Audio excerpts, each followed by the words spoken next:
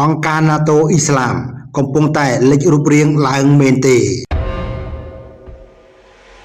សម្ព័ន្ធភាពយោធាថ្មីអារ៉ាប៊ីសាអូឌីតទូគីនិងប៉ាគីស្ថានចុះហត្ថលេខាលើកិច្ចព្រមព្រៀងការពារជាតិរួមប្រទេស3រួមមានអារ៉ាប៊ីសាអូឌីតទូគីនិងប៉ាគីស្ថានបានចាត់វិធានការក្នុងការបង្កើតសម្ព័ន្ធភាពការពារជាតិត្រីភាគី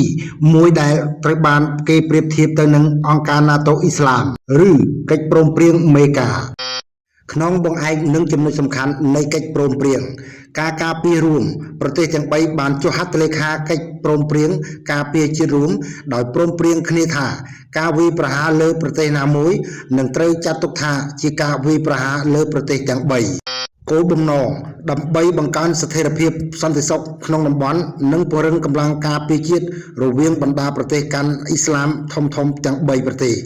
មេដឹកនាំសំខាន់នៅក្នុងរូបភាពទូគីប្រធានាធិបតីរ៉េសេបតាយីបអេដូហ្គេនអារ៉ាប៊ីសាអូឌីតព្រះអង្គម្ចាស់រាជាជាតិមូហាម៉ាត់ប៊ីនសាល់ម៉ានប៉ាគីស្ថាននាយករដ្ឋមន្ត្រីលោកស្កេតដូសេបាសារី